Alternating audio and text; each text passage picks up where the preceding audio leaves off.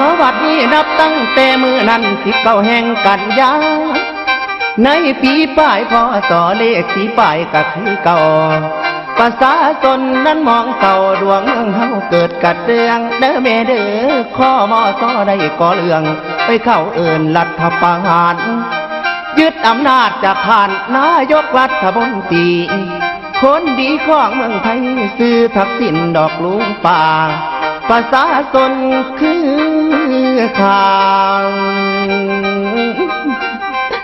ฝ่ายน้ำตาต่างน้ำปนนายกไทยถือคนสิไปสนดอกอยู่ใสเข้าประเทศกับบ่ได้เป็นอดีตดอกนายกสาตาโตกทางเมืองดอกหมู่คนเศร้าบานสิตนสอบ่ทานเข้าไปนั่งทำงานคนบ่ได้ดอกทันโอ้ยอุ่นอันนี้แม่คำเอ๋ยเกิดมีเรื่องใหญ่หุ่นทั้งหัวหน้าฝ่ายทหาร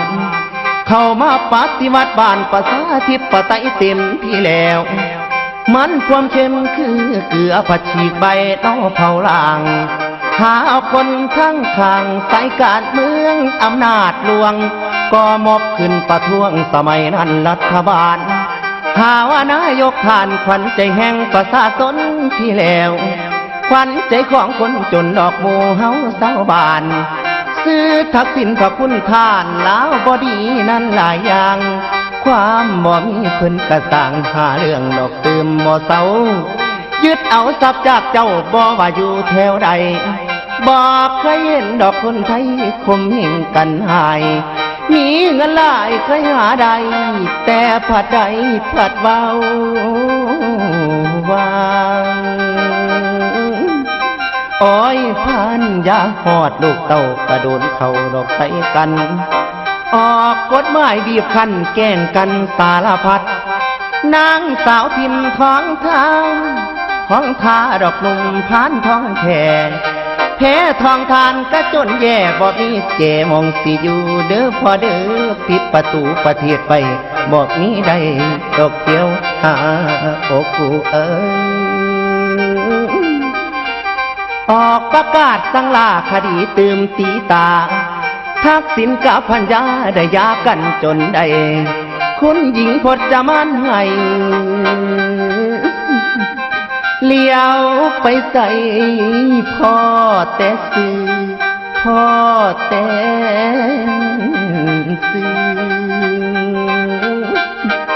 โอ้ยโทรศัพท์มือถือจนว่าเปิดบ่ได้เขาโทรให้ข่าวบ่ดีครอบครัวแตกปนปีบ่มีที่พำนักอยู่เมืองใดบ่เป็นหลักดอกเพิ่นน้ำจองลางมีคดีแนวเขาสร้างหลักฐานมาแบบใหม่ๆล้างคืนออกทำไข่ผนิงบ้านดอกเต้าต้นน้ำตาไหลจนกระทนอยู่รอบทางไกลนายกของเมืองไทยถูกประชาชนยองไปนอนนองไอ้น้องน้ำฝ่ายน้ำตาเอ้ยอยู่บ้านอื่นหาล้างคืนกระเบิงปากขันหน้านั่นใส่ดาคือองค์พระเวทเท้ากับนาคแม่นั่งมาทีทางกันหาสาลีได้ภาคพลอยรอกแค้นบานทักษิณของพระคุณทานสิฝนฟ้านอเปียบใส่กูเด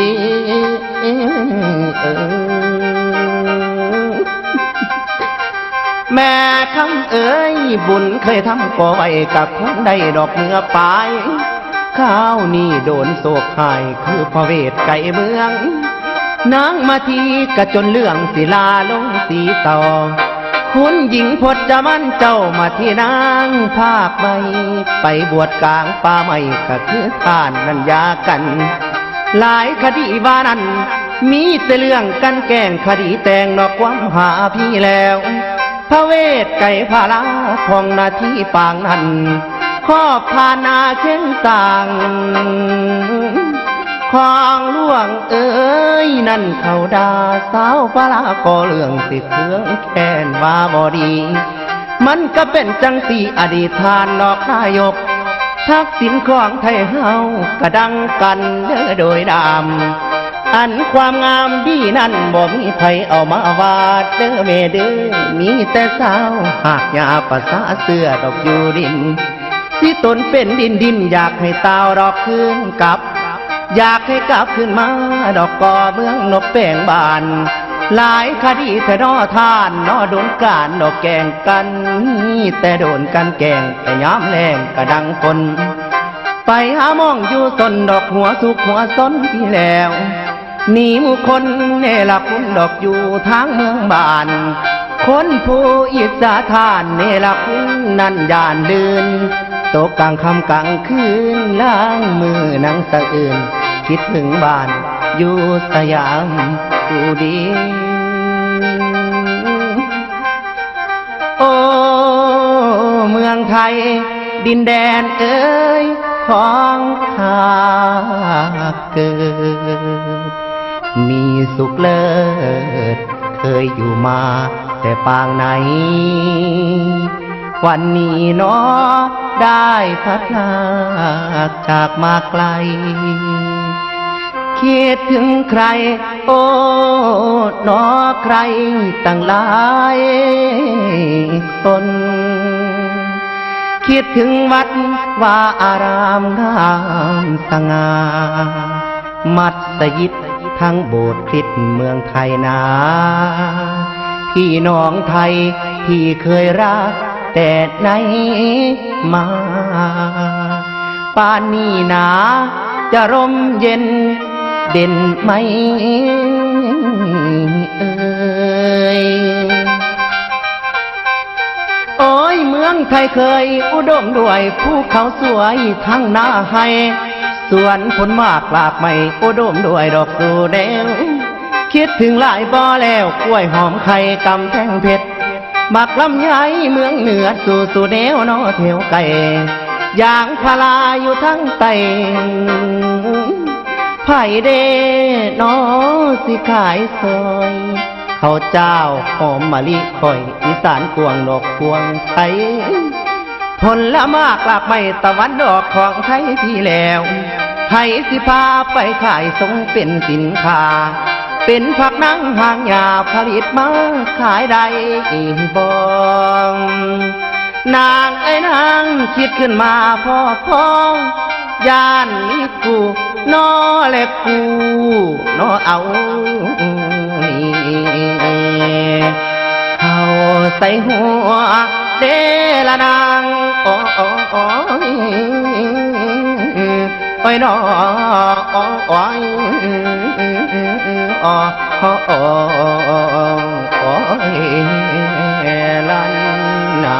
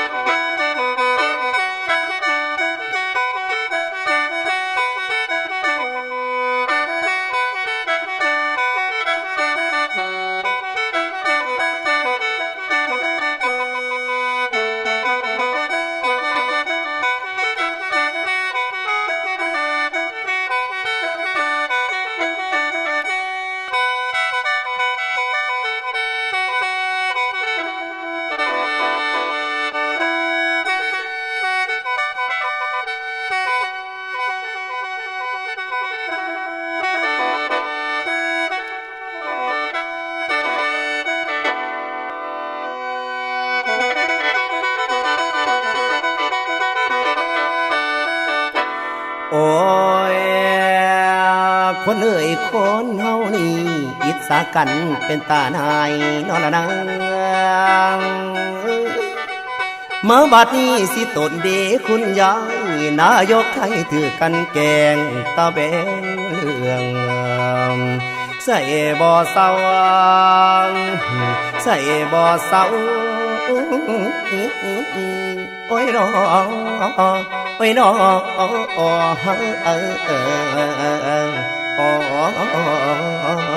ละนาม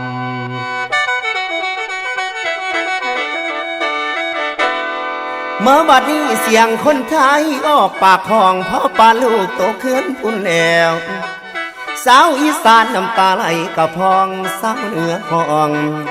เศร้าภาคกลางเอาตาจองจอที่มีอยู่ล้อมรอบแม่เอ๋ยบอกเคยเห็นกระสร้างพ่อคนเฮาแกล้งดอกกันภาคตะวันออกนั่นล้างคนนั่งน้ำตาไหลพุ่นแล้วนายกหญิงของเมืองไทยดอกถือการดอกเมืองมัวล้างคนกลัวสิเอาคอนตีที่วีให้แตกคองไม่ยายแม่คำเอ๋ยฝูงชาวนาสาวให้ห้องน้ำตาย้อยดอกใสกันโครงการอีน้อว่านั้นสุดยอดของสยามพุ่นแล้วรถไฟความเร็วสูงดอกพองถนนรถยนต์พร้อมโดนเขาเก็บโครงการปลอมหยุดกระทำบ่ให้ผ่านไม่ย้าย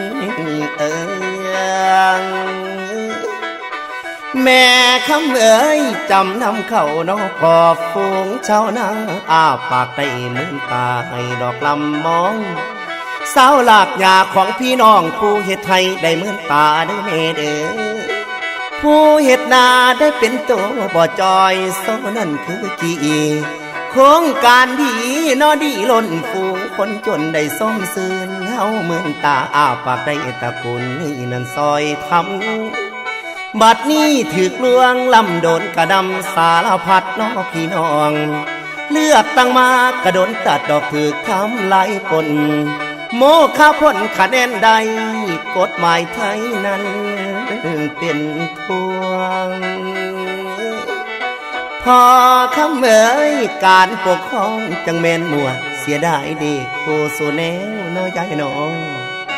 มือปอนมายองแล้วโตมันอยู่ในใส่เด้อแม่เด้อมือบ่เห็นโตกะสร้างคำดอกลงได้เองบ่สิต้นคนไทยฝูงสาวดินสาวหญ้าสาวภาษานั้นสาวไพจังเป็นพวกผู้ใหญ่อำมาหิตคิดลายนอกโซนสั้นอยู่บ่เศร้า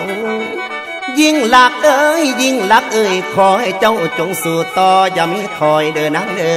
อคนคอยเป็นกำลังใจดอกทั่วไทยดอกขินพร้อมพากันย่อโอ้ยมือนอมให้พ้อยไฟนั่นพ้นผ่านคน40 กว่าล้านเขาขอทานว่าแต่ดีสาวหากอย่าอยู่พี่เอาใจซอยอย่าถอยนี่เด้อนางเด้อสามัคคีกลมเกี่ยวทรงพลังนั้นใจนนทนเอาเด้อพ่อซ้ำพลมานหัวคนใส่เสื้อใหญ่ผูกเนกไทยออกต่อต้านให้เมืองบ้านทวงเจริญ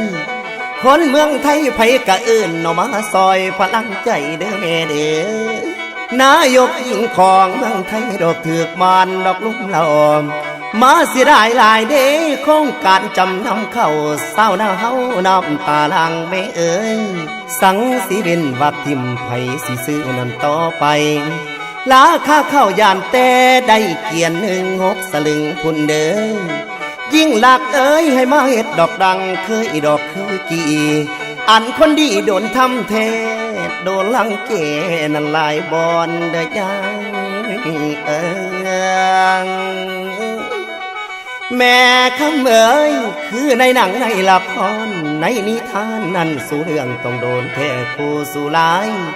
แนวนางเอกกับผู้ลายนั่นหรือผู้โตอิตาเด้อแม่เด้อ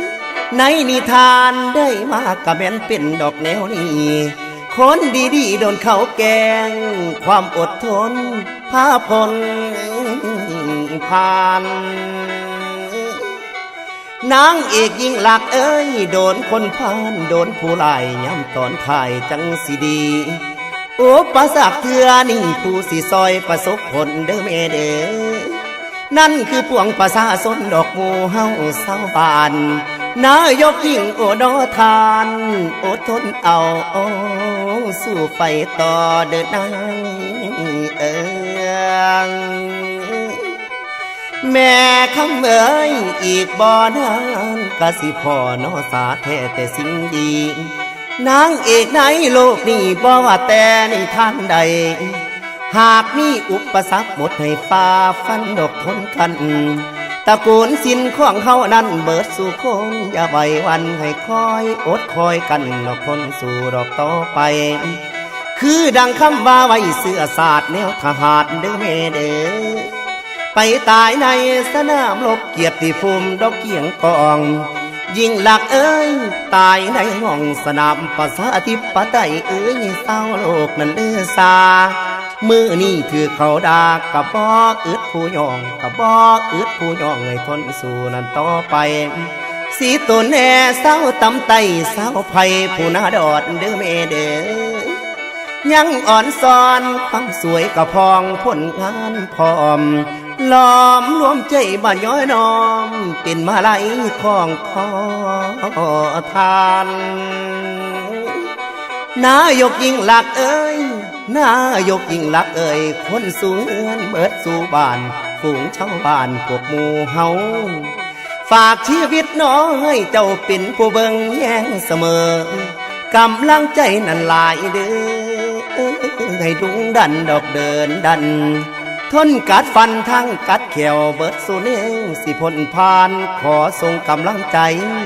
เบิดสู่คนนอสู่บ้านไปถึงท่านนายกเขาเป็นจังได้กายเจ้าสื่อยิ่งหลักชินวัตรน้อพี่น้องหรือตระกูลชินเฮาผู้สู่คนอย่าถอยลาสู่เพื่อเศร้าภาษาสื่อทั้งแผ่นดินในโลกสาเศร้าลากยาพวกพี่น้องยังย่อยองดอกทั่วไทยดอกทั่วไทย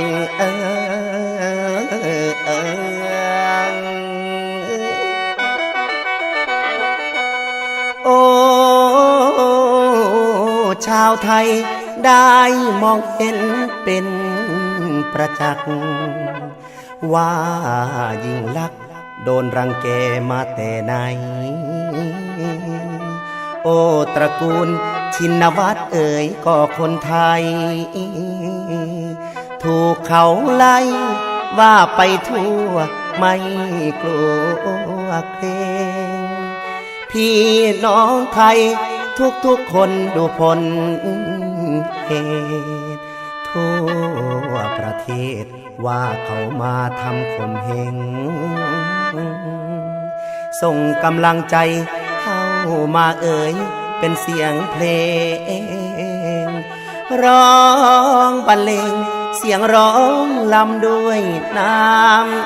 ำตานายกหญิงหน้าตาสวยใจดีไม่หลบหลีกขอสู้ตายในสนามประชาธิปไตยเราของประเทศถูกคุกคามขอตายอยู่ในสนามของประชาธิปไตยโอ้ยโลกกาเฮาจงมองไว้คนมีความจริงใจกับพี่น้องพวกพ่อแม่เอาชีวิตบอกให้แท้ดอกแนวร่วมสู่คนสินใส่น้อยผู้เก่าต้นลำคิดทอดนายกน้องพี่น้องผู้นี้ใกล้เมืองไทยตั้งแต่เนินดอกนั้นสามมาซอยวอนน้องสาวลานายกหญิงของเฮานะกำลังใจให้ล้นลังนางไอ้นางคุณผู้ฟังคงจือใดสินใส่น้อยผู้เก่าเด้อแฟนโอ้ยน้อโอ้ยน้อโอ้ยน้อโอ้ละนาง